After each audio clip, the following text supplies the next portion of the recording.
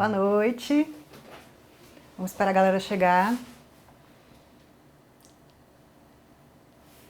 E aí, vocês estão prontos para falar sobre ansiedade? Tá todo mundo nervoso? Todo mundo ansioso? Tudo bom, gente? Então, alguns de vocês já me conhecem. Meu nome é Lívia. Eu sou Lívia Castelo Branco, psiquiatra, e vim falar para vocês um pouquinho sobre ansiedade hoje, né? É uma coisa que está todo mundo sentindo nesse momento de pandemia, que sempre aconteceu na vida, né? Mas que está sendo mais intenso nesse momento de quarentena, né? Por vários motivos. E são esses tipos de coisa que a gente vai discutir hoje, né? Por que que a ansiedade está mais intensa? Como é que essa ansiedade se manifesta? O que é que a gente pode fazer para aliviar esses sintomas de ansiedade? Quando é que a gente deve procurar tratamento? Então, tudo isso a gente vai discutir hoje. Boa noite! Algumas pessoas fizeram perguntas, então se vocês quiserem fazer mais perguntas também, fiquem à vontade, que algumas eu vou conseguir acompanhar aqui e vou responder. Então, eu queria começar falando um pouquinho sobre o que é a ansiedade, né? Ansiedade é uma sensação de medo e desconforto, que ela vem geralmente com uma forma de proteger a pessoa. Então, a gente observa, por exemplo, que a gente sente medo quando vai atravessar a rua e tem um carro se aproximando, né? O medo faz com que a gente recue. Então, o medo é uma reação própria do organismo, né? Para proteger. Então, quando é que essa ansiedade vai ser um problema patológico, né? Vai ser um problema realmente. Quando aquilo se torna exagerado e desproporcional ao perigo que existe. Logicamente que se você entrou em contato com alguém que tem o coronavírus, naturalmente você vai ficar ansioso, né? Mas se você ficar sem dormir, você já fez 4 testes, os testes estão todos negativos, e você só pensa nisso, você perde o tempo inteiro da sua vida higienizando as coisas de uma forma exagerada, suas mãos já estão feridas de tanto você higienizar e você continua nervoso, então é uma coisa que você realmente tem que pensar se essa ansiedade está só te protegendo ou se não está te causando outros prejuízos, né? Olá! Gente, tanta gente querida! Então, vamos começar então a falar sobre essa questão da ansiedade, como é que ela funciona no nosso corpo. Por ser uma reação de proteção, existem várias coisas físicas que acontecem. Então, muitas vezes, a pupila fica mais dilatada, né, que era como se fosse naquela época, né, dos ancestrais. A pupila tinha que ficar mais dilatada para você enxergar melhor, né? A musculatura fica tensa para poder se proteger, se preparar para uma fuga, ou para correr, ou para agredir, né, aquela reação de luta ou fuga que a gente já aprendeu na escola. O suor, ele vem também com mais frequência. Por que que vem o suor?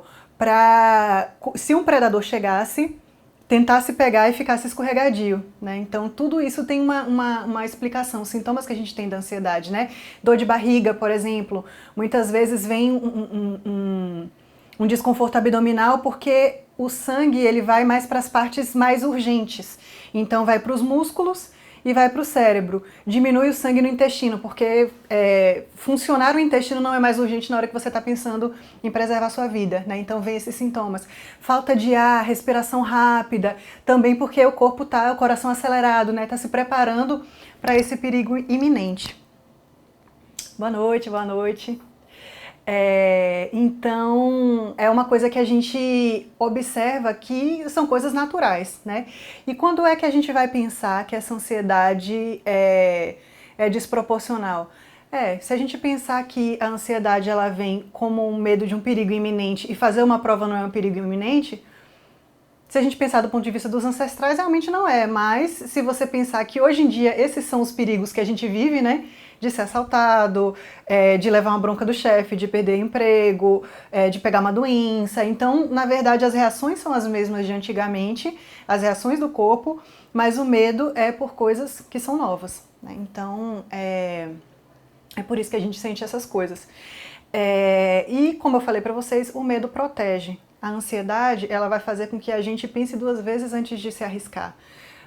A gente vê muito menos sensação de medo nos adolescentes, então por isso eles se arriscam mais, eles não conseguem medir realmente o perigo, por isso que os adolescentes se expõem mais a riscos, né? Então a gente quando fica adulto toma mais cuidado. Tem uma pergunta aqui de Kari, Karina Ledo, qual é a diferença entre ataque do pânico e síndrome de pânico? Essa é uma pergunta muito interessante. A gente está falando já sobre ansiedade e aí existem alguns transtornos de ansiedade, né? Um ataque de pânico ou crise de pânico é uma crise específica que, se você tiver várias em um período específico de tempo, você vai ter síndrome do pânico. Então, transtorno do pânico ou síndrome do pânico é um diagnóstico que aí já direciona para um tratamento específico, né? O que é esse ataque do pânico ou uma crise de pânico? É uma sensação que vem do nada, você está tranquilo, daqui a pouco vem uma sensação de medo muito intensa, ela vai aumentando de intensidade, como numa crescente. Quando dá mais ou menos uns 10 minutos, ela fica insuportável, e esse medo ele vem com sensação de morte iminente, eu vou morrer a qualquer momento, tensão no corpo, suor frio, calafrio, falta de ar, coração acelerado, um sufocamento, uma necessidade de fugir, de sair correndo, né? Isso atinge um pico geralmente em torno de 10 minutos e depois vai diminuindo aos poucos e tende a cessar espontaneamente. Quando a pessoa começa a ter uma crise de pânico, aquilo é tão intenso que a pessoa corre para a emergência porque ela acha realmente que está morrendo, né? Muitas vezes quando chega lá já diminuiu de intensidade e se tiver ainda algum sintoma residual, a pessoa é medicada com algum ansiolítico e aquilo continua passando. Como a pessoa acha que vai morrer, o que acontece? Toda vez que ela tiver a crise, ela vai para o hospital. E aí toda vez o médico diz que a pessoa não tem nada. Mas como é que não tem nada? Com a sensação de quase morte não é nada. É uma crise de pânico. A crise de pânico, se for sucessiva, ela vai estar no diagnóstico do transtorno do pânico. Mas crises de pânico podem acontecer em outros momentos também, em outros transtornos de ansiedade e em momentos pontuais da vida também podem acontecer. Boa noite. Tenho mais uma pergunta aqui. Quando tratar a ansiedade? Também é uma pergunta muito interessante. A maioria das pessoas, elas convivem com ansiedade de forma crônica, a vida inteira. E todo mundo diz, você é muito nervoso, você é muito ansioso, e agora? O que você vai fazer? E a pessoa sempre acha que consegue conviver com aquilo. E depois que ela faz o tratamento, ela vê que, tipo, ela perdeu muito tempo da vida sofrendo sem necessidade, né? Então, quando é que a gente pensa em procurar um tratamento para ansiedade? Quando você passa mais tempo se preocupando com as coisas do que exatamente executando as coisas, né? Então, se você tem muitos sintomas físicos, se você, você tá sempre com gastrite, com dor de cabeça, com tontura, com alergia, isso pode ser um sintoma físico de ansiedade. Você vai no médico, e o médico sempre diz que não é nada, que é emocional, que é psicológico. Se você tá indo no médico é porque aquilo tá te fazendo sofrer, né? Então, é uma coisa que precisa de tratamento. Outra coisa que é importante, se você tem alteração de sono, porque se você não dorme bem, no dia seguinte você não vai ter a mesma produção, então você vai ter dificuldade de concentração, você vai ter irritabilidade, né, vai se estressar com muita facilidade, e aí vão gerar outros estresses, né, esquecimento. Muita gente acha já que tá com Alzheimer, porque tá esquecendo, mas na verdade, quando você tá muito preocupado com uma coisa, você tá pensando naquela coisa, e aí você não presta atenção nas outras coisas, né? E aí você esquece. Então, a ansiedade também gera esquecimento. Oi, Zarelli, tudo bom? Tem mais uma pergunta aqui. Quais são os principais sintomas da ansiedade? Como eu já falei para vocês, sensação de medo, sensação de desconforto, preocupação, a preocupação exagerada, excessiva e frequente, associada muitas vezes a sintomas físicos, então falta de ar, tremor, coração acelerado, dor de barriga, muitas vezes alterações de pele, então às vezes você tem coceira, às vezes você tem placas no corpo, isso pode aparecer também como sintoma de ansiedade. Boa noite, Josete. Então tem todas essas coisas aí que podem acontecer para ansiedade, no transtorno de ansiedade. E como controlar a ansiedade? A pergunta aqui de Neiva. Tem certas coisas que a gente não consegue controlar, outras que a gente consegue conviver, outras que a gente consegue controlar muito bem e se livrar, né? Então, existem algumas estratégias que a gente pode adotar para que a gente tenha mais qualidade de vida, né? Primeira coisa que eu reforço para todos os meus pacientes: psicoterapia. Por quê? Porque o acompanhamento psicológico vai fazer com que você se conheça e identifique quais são os fatores que causam ansiedade, para você lidar bem com a ansiedade e você poder sofrer menos com isso e dar seguimento a outras coisas da sua vida, né? Você vai aprender também na terapia, muitas vezes você aprende as técnicas de controle de respiração, né? Técnicas para higiene do sono, esse tipo de coisa. Então, outra coisa que é muito importante é a atividade física. Ajuda a liberar o estresse, ajuda a melhorar a qualidade do sono, ajuda muito, né? Eu vou explicar para vocês também a respiração diafragmática, que é uma técnica que é bom de ser usado durante uma crise de ansiedade, ajuda um pouco a aliviar, mas mesmo assim, às vezes a pessoa está no acompanhamento psicológico, ela faz atividade física, ela está funcionando bem no trabalho e mesmo assim a ansiedade está incomodando muito, né? Está interferindo nas relações dela, as pessoas estão perdendo a paciência, né? Então, isso pode realmente acontecer e precisar de um tratamento medicamentoso. Quando é que a gente vai pensar na medicação? Quando todas essas medidas não farmacológicas não estão fazendo efeito, certo? Antes de eu falar da respiração diafragmática, Elisângela perguntou se a ansiedade ela pode evoluir com depressão. Sim, é possível. Muitas vezes a gente começa a ter uma ansiedade por conta de um problema específico, aquele problema se cronifica, né?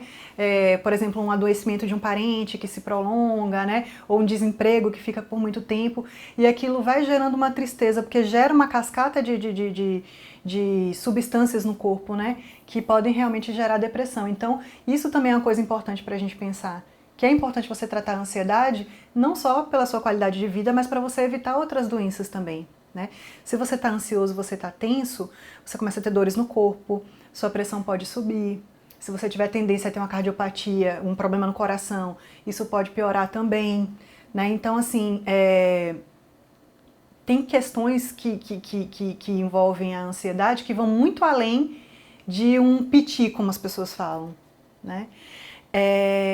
Tem uma outra pergunta aqui que fala assim, o que acontece, quando acontece o ataque de pânico e ansiedade, se o remédio não fizer efeito, como proceder? Primeira coisa é você se lembrar, é muito difícil durante a crise, mas é muito importante você, se você já tem um diagnóstico de transtorno de ansiedade, de você lembrar que essa ansiedade é sintoma, que você não vai morrer disso. Então você ficar relembrando essa frase para você, isso não é morte que está chegando, isso é ansiedade. Isso vai te ajudando a tranquilizar. Outra coisa que é muito importante é você se concentrar na sua respiração, porque você muda o foco para um movimento que é seu e você tenta deixar de lado um pouco a preocupação. Então você vai começar a respirar, puxa o ar pelo nariz, bem devagar, segura um pouquinho, solta mais devagar ainda. Você vai fazendo isso várias vezes. A tendência da ansiedade é você fazer bem rápido, né? Mas é importante que você vá se concentrando para fazer isso devagar. Uma outra coisa que é importante também é, enquanto você estiver fazendo essa respiração concentrada, você focar também na parte diafragmática. O que é isso? O diafragma é o músculo que a gente tem entre o abdômen e o pulmão. E o que acontece quando a gente enche o peito de ar? A gente enche o peito de ar, o músculo desce. E aí quando a gente solta o ar, ele sobe. Então esse músculo, ele ajuda a expandir o pulmão e contrair o pulmão. Então na hora que você estiver puxando o ar, o que você precisa fazer? Em vez de você... Geralmente as pessoas fazem assim, né? Encolhe a barriga e puxa o ar. Você vai fazer o contrário. Você vai estufar a barriga na hora que você puxar o ar. Porque quando você estufa, você estica ainda mais o diafragma, certo? Então, na hora que você soltar, você contrai a barriga. Se você for fazendo isso durante alguns minutos, isso também ajuda a aliviar a ansiedade. Mesmo que se você estiver fazendo essa respiração, tomando suas medicações, mesmo assim não estiver melhorando, aí você precisa pensar na reavaliação médica, certo? Vamos ver mais uma pergunta? Mais duas perguntas. Vinícius pergunta, a ansiedade diminui naturalmente com a idade? Isso varia, né? Tem pessoas que com o amadurecimento vão lidando melhor com os problemas e essa ansiedade acaba se aliviando, né? mas muitas vezes o que acontece é que surgem novos problemas na vida, né? Então surge a aposentadoria, surge problemas de saúde, conflitos familiares, e aquela fortaleza que a pessoa tinha antes, ela começa a não ter mais. Então pode surgir um novo transtorno de ansiedade a partir com a avançada da idade, principalmente nas mulheres quando elas estão na fase de climatério, que é aquele período próximo da menopausa. Isso pode acontecer. Eu vou ver mais uma pergunta agora. Como identificar se sofro de algum transtorno de ansiedade? Ou se não é algo pontual e comum? O que eu sempre sugiro para as pessoas refletirem é se isso está acontecendo sempre. Se toda vez que você tem uma prova, você não consegue dormir, você tem dor de barriga, você meio que surta, você fica muito ansioso, muito angustiado, e você vai ter provas na sua faculdade inteira, ou então você deixa de ir para festas, porque se você for, você vai passar mal de ansiedade, ou então você está num período de pandemia e você está 15 dias sem fazer um mercado porque você tem medo de pegar o coronavírus, não tem mais ninguém para fazer a feira para você. Logicamente, a gente tem alguns cuidados, né, que a gente tem que ter, claramente, com a pandemia, mas isso não pode inviabilizar a nossa vida totalmente. Né? Se você está começando a perder coisas por conta da ansiedade, isso é um problema.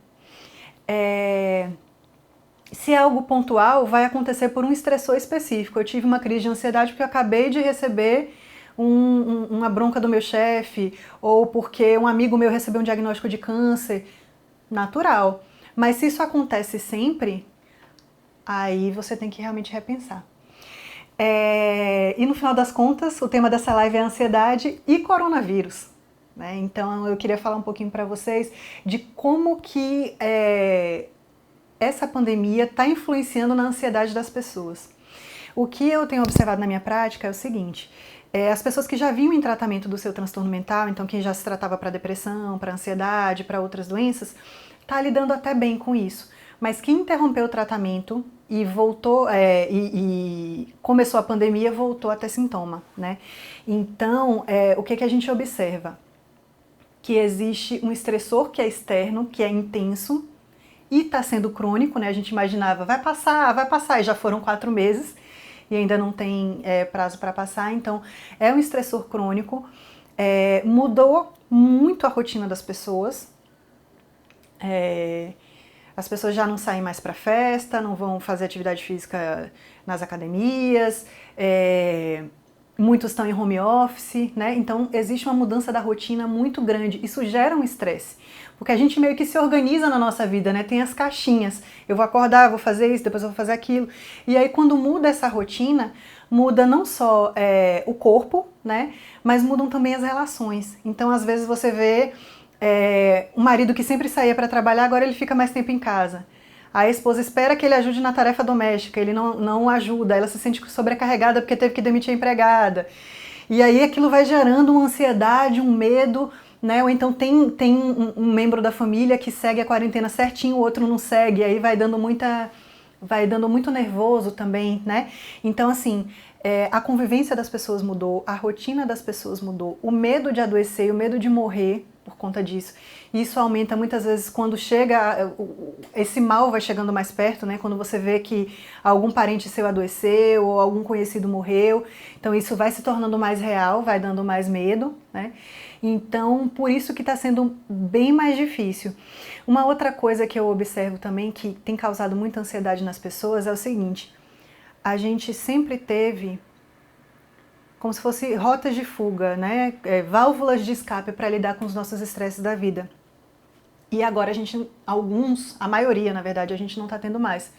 Todo mundo gostava de ir para barzinho, encontrar com os amigos para jogar, ir para o seu futebol, passear no seu shopping. Então, essas válvulas de escape, esse momento que você precisava sair de casa para respirar, isso não é mais possível. Então, aquela angústia que você já tinha e que você botava embaixo do tapete, ela começa a vir com mais intensidade. E aí, vocês podem perguntar, então o que a gente faz? Já que existe uma quarentena, já que a gente precisa ficar em casa, como é que a gente vai lidar com essa ansiedade de uma forma mais saudável, né? Sem descuidar dessas coisas, dessas medidas que a gente precisa realmente tomar, né? Primeira coisa que eu oriento é encontrar atividades prazerosas dentro de casa. Tem gente que gosta de desenhar, gosta de pintar, fazer artesanato, se envolver num projeto novo. Quem gosta de música vai começar a tocar um instrumento, treinar um instrumento. Isso é muito bom, porque ajuda a direcionar o estresse para uma coisa mais saudável. Tem gente que gosta de culinária, por exemplo, né? Deixa eu ver o que mais que eu acho interessante. Pensar em atividades físicas também que possam ser feitas dentro de casa. O yoga, por exemplo, é uma estratégia muito interessante, porque trabalha muito essa questão da respiração, o autoconhecimento, então realmente também é muito interessante. Atividades, eu sugiro também muita coisa de dança, porque a dança ela mexe o corpo, né? É uma atividade aeróbica que ajuda também a você relaxar, você se divertir. Por isso que teve tanta live no começo, né? Música é uma coisa que sempre relaxa a gente. Então, primeiro, encontrar atividades que te tragam prazer para você poder lidar. Segundo, não ficar muito tempo ocioso. Então, pensar em alguma atividade produtiva, tipo, meu chefe me dispensou. O que eu posso fazer? Eu posso fazer um curso online, por exemplo, né? Eu posso ligar para algum parente que está se sentindo sozinho para poder fazer companhia para ele virtualmente, né? Outra coisa que é interessante são essas chamadas de vídeo, né? Essas lives, essas interações que a gente faz também são muito importantes, porque faz a gente se sentir acolhido, alivia a sensação de solidão, né? A gente sente que realmente tá difícil para todo mundo. Compartilhar essas angústias também é muito importante. Às vezes você tá completamente desesperado, achando que nada na vida tem sentido por causa dessa pandemia, e você conversa com alguém e a pessoa tá sentindo a mesma coisa que você, e aí você começa a aconselhar o outro, e você acaba se acalmando também, você se aconselha, né? Então isso é muito importante. Uma outra coisa que eu me lembrei, que foi de uma pergunta que foi enviada antes também, era a questão da ansiedade e a compulsão alimentar. Assim como a gente direcionava as coisas para atividades externas, a gente também direciona a ansiedade para a comida. Então, se você está nervoso, às vezes você vai comer ou porque não tem nada para fazer, ou porque você está nervoso e a comida é como se fosse um acalanto, né? Isso vem muito também do hábito que as nossas mães tinham, né? Quando a gente era criança, de tipo, tá chorando, bota o mingau, né? E aí a criança se cala. A gente vai aprendendo que a comida é um conforto. E isso realmente pode gerar problemas, né? De compulsão alimentar, de obesidade. Então são coisas que a gente tem que ficar atento também. Se você quer cozinhar, vamos pensar em cozinhar alguma coisa mais saudável? Talvez seja uma estratégia, né? Tem mais uma pergunta aqui? Ansiolíticos reduzem a libido? Alguns medicamentos realmente reduzem o desejo sexual ou a função sexual, né? Geralmente os ansiolíticos não, mas alguns antidepressivos e alguns antipsicóticos, outras medicações que são usadas no tratamento da ansiedade, podem realmente reduzir a libido. E isso é uma coisa que às vezes a gente fica numa sinuca de bico, né? Eu vou ficar nervoso ou eu não vou ter relação, né? Então isso é muito importante de ser discutido com o seu médico, de tipo, será que é possível reduzir a dose nesse momento, ou a gente vai trocar para uma outra medicação que tenha um risco menor desse efeito colateral? Ou eu vou focar nos outros tratamentos não farmacológicos e tentar ficar sem medicação por um tempo? Será que isso é possível? Né?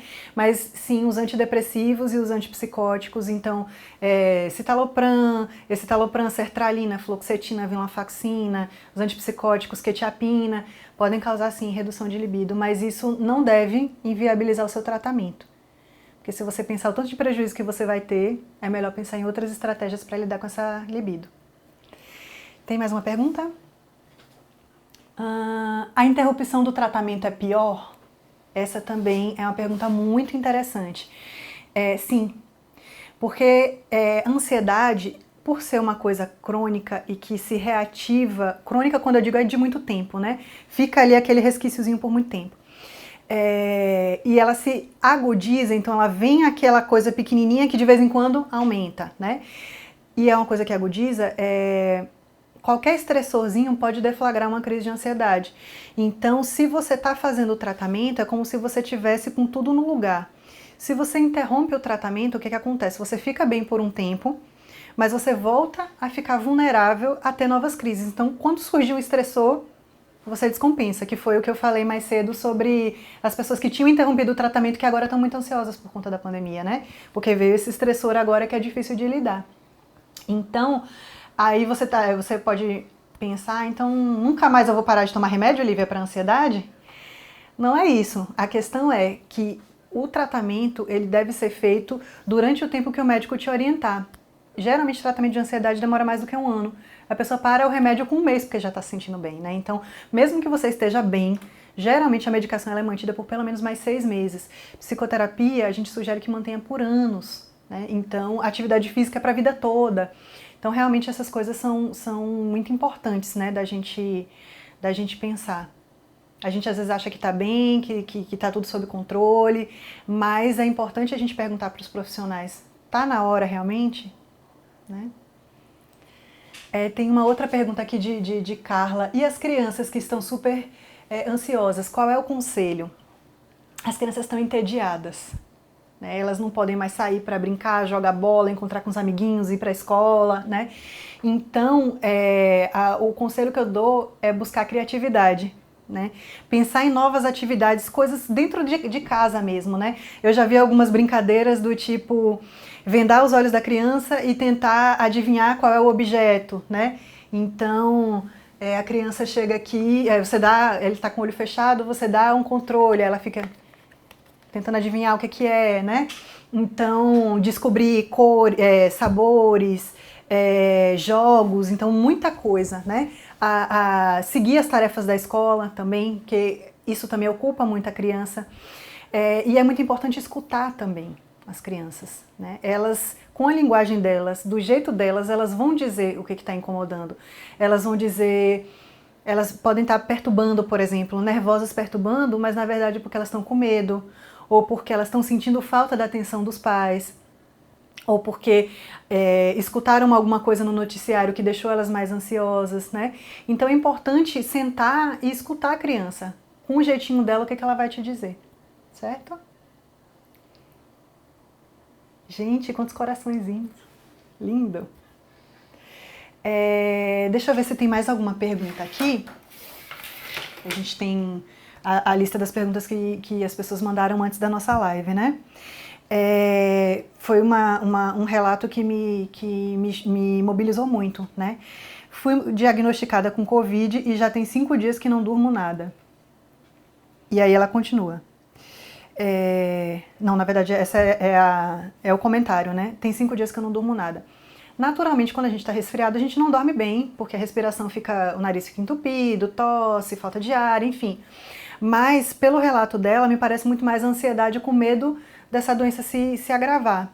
Né? Então, o que eu sugiro? Se você está tendo insônia por conta da ansiedade após esse diagnóstico. As técnicas de respiração, relaxamento, meditação ajuda bastante. Uma outra coisa que é importante, procurar um profissional, um psicólogo, se você sentir que não está dormindo nada, precisa de remédio, né?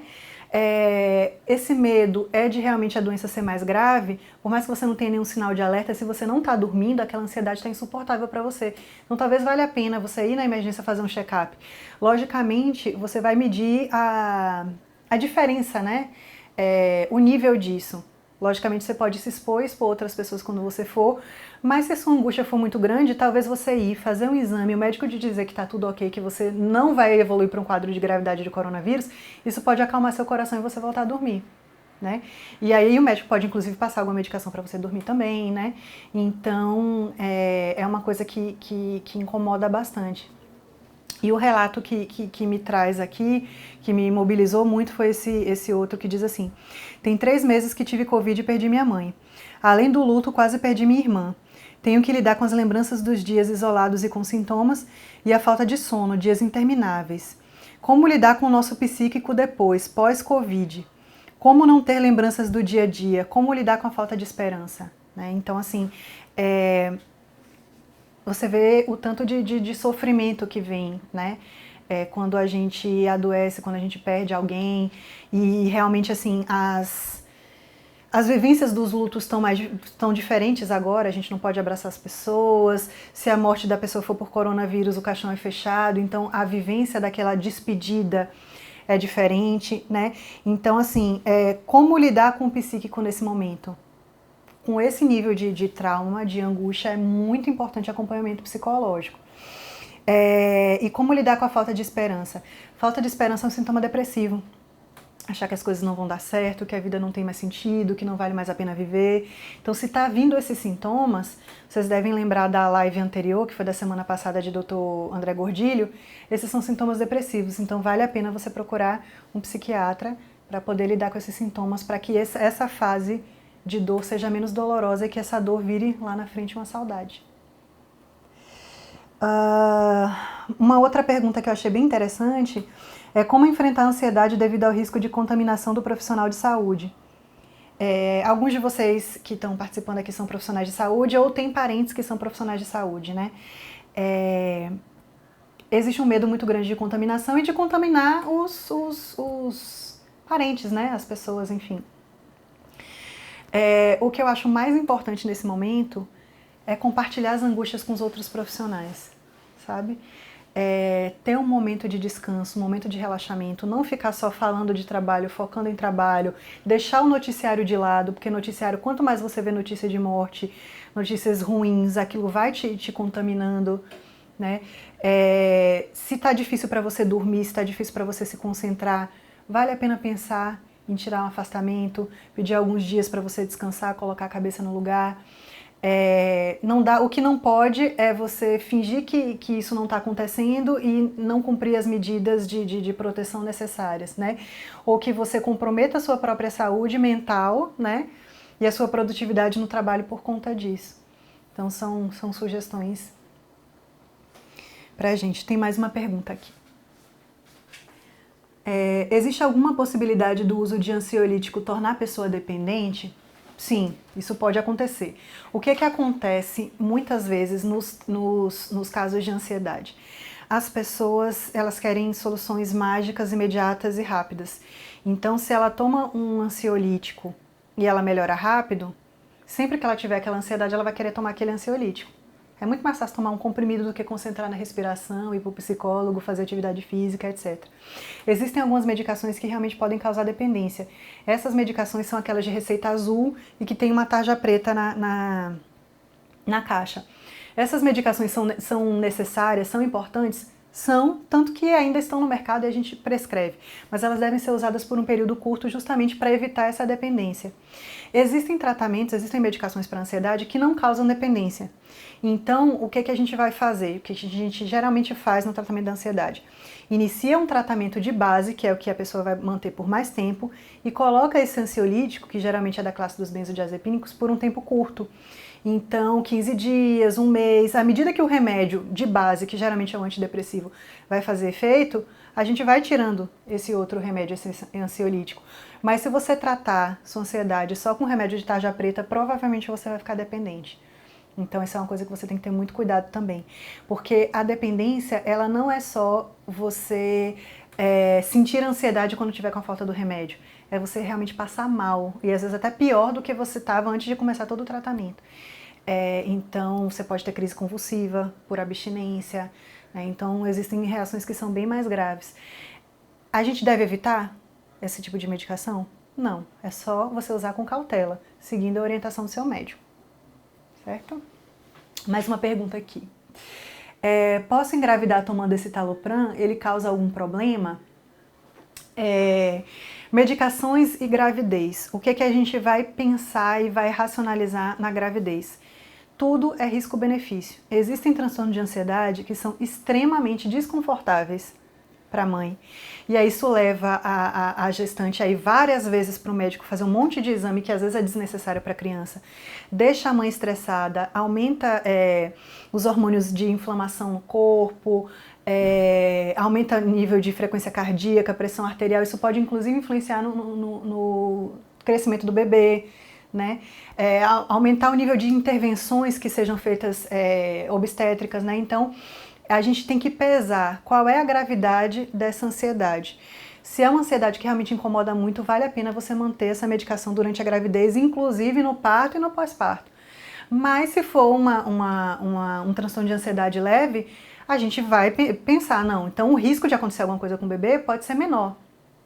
Pode ser maior do que o benefício, então vamos tentar essas outras atividades não farmacológicas, né? Terapia, atividade física, yoga, meditação, etc. Então, assim, pode engravidar tomando remédio X? É possível que sim, é possível que não. Isso precisa ser discutido com o seu caso específico e com o seu médico, certo? Deixa eu ver o que mais que eu tenho aqui de pergunta. Como controlar a ansiedade com remédios naturais? Essa é uma pergunta difícil para você fazer para o psiquiatra. Existem alguns fitoterápicos, né, que são usados para o alívio dos sintomas de ansiedade, mas geralmente para transtorno de ansiedade eles não são eficazes. Então muitas vezes o que acontece é a pessoa está usando uma medicação natural, homeopatia, fitoterápico, etc., não está funcionando, aí sim ela parte para a medicação alopática, né, que são os tratamentos que o psiquiatra prescreve. Existem algumas dessas substâncias fitoterápicas que estão presentes em alimentos, por exemplo. Então, o suco de maracujá ele é rico em passiflora, né, que é uma substância natural que ajuda a aliviar a ansiedade e melhora a qualidade do sono. Então, existem várias na farmácia também que você pode pensar, mas se você está tomando e não está sendo suficiente, também é uma dica para você procurar o psiquiatra para você poder ver se vale a pena um tratamento medicamentoso específico para essa ansiedade. Alguém tem mais alguma pergunta, gente? Pronto, então vamos ver as perguntas de antes. A ansiedade está sempre associada à falta de ar, medo de morrer, etc? Na maioria das vezes sim, mas muitas vezes aparece com outras coisas, né? Às vezes é uma diarreia que vem sempre, às vezes é uma alergia que não cansa de aparecer, né? Pode ser crises de tontura, por exemplo, né? E o que eu observava muito quando trabalhava com saúde da família era isso, quando eu era médica clínica, né? As pessoas vinham com queixa de dor de cabeça, dor de cabeça, dor de cabeça, dor de cabeça, já tinha investigado tudo e a gente não identificava nada, mas ninguém nunca tinha perguntado como é que era a história de vida da pessoa, como é que estava a rotina dela, quais eram os outros sintomas relacionados a coisas, sintomas emocionais, né? Então vinha ansiedade, vinha medo, tensão, né? Então é muito importante a gente investigar esse contexto todo. O mais comum é tremor, que vocês sentem sempre, que a gente sente sempre, né? Tremor, falta de ar, coração acelerado, frio na barriga, às vezes uma sensação de desmaio pode acontecer na ansiedade mais forte, mas também podem acontecer outras coisas também, certo? Tem mais uma pergunta aqui? A pior parte, tem um comentário aqui interessante de Luana, a pior parte pra mim é a falta de ar e a tontura. Incomoda bastante, né? E tem uma outra aqui, as terapias alternativas são indicadas, por exemplo, a acupuntura? Sim. As terapias, a gente inclui a acupuntura no arsenal de terapias não farmacológicas, né? Então, não farmacológico quer dizer que não envolve remédio. Então, a gente está falando de acompanhamento psicológico, de atividade física, higiene do sono, né? Que é ter aqueles hábitos que a gente adota para poder dormir melhor. A acupuntura pode estar aí, meditação, enfim, todas essas atividades. A questão é que a terapia alternativa, se você usa o termo, quer dizer que é alternativo, não é uma coisa complementar, né? E o que a gente sugere, o que a medicina sugere, é que esses tratamentos venham para complementar e não para substituir. Porque a gente tem outros tratamentos que têm evidência de maior eficácia, por exemplo, acompanhamento psicológico e o uso de algumas medicações, né? Para casos leves, se a pessoa for avaliada pelo médico e ele disser que vale a pena só fazer acupuntura, aí tudo bem. Mas geralmente é um tratamento que ele é complementar. Vamos ver a próxima pergunta. A falta de apetite pode estar associada à ansiedade? Normalmente as pessoas falam da compulsão alimentar, mas perceba a ausência do apetite. Sim, também pode acontecer. Tem muita gente que sente náusea quando vai comer, quando está ansioso, né? E aí essa náusea faz com que o apetite diminua. Isso vem daquela reação fisiológica lá dos ancestrais em que se você está pensando em fugir ou lutar, você não vai parar para comer, né? Então é uma reação bem primitiva do nosso corpo. Pode acontecer sim a falta de apetite. Hipnose também é uma terapia não farmacológica que pode ser complementar ao tratamento da ansiedade, mas o que a gente observa na nossa prática de tratamento de transtorno de ansiedade, sem ser aquela ansiedade comum que a gente tem no dia a dia, é que os efeitos são muito fugazes, ou seja, a pessoa faz a sessão, 1 hora, 2 horas depois, ela já volta a ter sintomas de ansiedade, né? Então, na nossa prática, geralmente a gente não vê eficácia por muito tempo, mas mal não vai fazer. A outra pergunta interessante aqui é de Sheila. O bipolar tem ansiedade? Na maioria das vezes, sim. Às vezes a gente fica achando que o transtorno bipolar, ele envolve só alteração de humor, né? Ou tá triste, ou tá irritado, ou tá eufórico. Mas na maioria das vezes vem com muita ansiedade também, né? Às vezes é o único sintoma que aparece. E aí a gente começa a tratar para um transtorno de ansiedade e aí aparecem os outros sintomas do humor depois. Então, realmente é importante um acompanhamento muito cuidadoso. Mas é comum sim, e essas outras estratégias que eu falei para os transtornos de ansiedade também se aplicam ao transtorno bipolar, né? As medidas não farmacológicas e o acompanhamento médico regular também. Tem uma outra pergunta também que é muito importante aqui. É comum não conseguir sair de casa com medo do vírus? É comum, mas não deve ser normal. Entende? Porque assim, logicamente, existe todo um cuidado de você evitar sair de casa, que você fique em casa a maior parte do tempo, que tudo que for possível você resolver em casa, você resolver. Mas vai ter uma hora que você vai ter que ir no mercado, você vai ter que ir na farmácia, você vai ter que ir no médico, você vai ter que ir no banco resolver alguma coisa que você não consegue resolver pelo celular. Então assim, se você deixa de resolver essas coisas por conta do medo de contrair o vírus, isso realmente está causando um problema para você e você tem que repensar. Vale a pena um tratamento. Gente, a gente está acabando, viu? Mas ainda tem tempo para umas perguntinhas. Deixa eu ver aqui. Um paciente que usa remédio de ansiedade há 10 anos pode ter outros problemas de saúde? Aí depende do remédio de ansiedade, porque se você fizer um tratamento de base com uma medicação que seja adequada, que não causa dependência e que te deixa estável, você pode usar a vida toda que você não vai ter nenhum problema, por exemplo, os antidepressivos. Mas se você usa uma medicação que causa risco de dependência, por exemplo, como eu falei, né, aqueles de tarja preta, isso pode causar sintomas cognitivos lá na frente. Então você ter problemas de esquecimento mais intensos, você pode ter alterações motoras, então você ficar meio desastrado, tomar queda. Então esse tipo de coisa pode acontecer se você ficar usando benzodiazepínicos, que são os remédios de tarja preta, por muito tempo. Então vale a pena você perguntar para o seu médico qual é a classe de medicação que você está usando e quais são os riscos, né? E se possível substituir. Uma outra pergunta é se a ansiedade pode trazer bulimia, principalmente a ansiedade no coronavírus. É possível que isso aconteça, né? A ansiedade nesse momento de pandemia.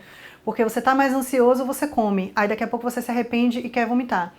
De qualquer forma, esse comportamento, como a doutora Camila falou na outra live também sobre transtornos alimentares, compulsão alimentar e o coronavírus, isso já é uma coisa que causa prejuízo, né? Você pode ter lesão nos dentes, de vomitar, você pode ter alterações no sangue, porque você perde aqueles ácidos, aquelas substâncias que tem no estômago, sem contar o estresse, né, que o seu corpo sofre e o seu sofrimento com aquela ansiedade, né?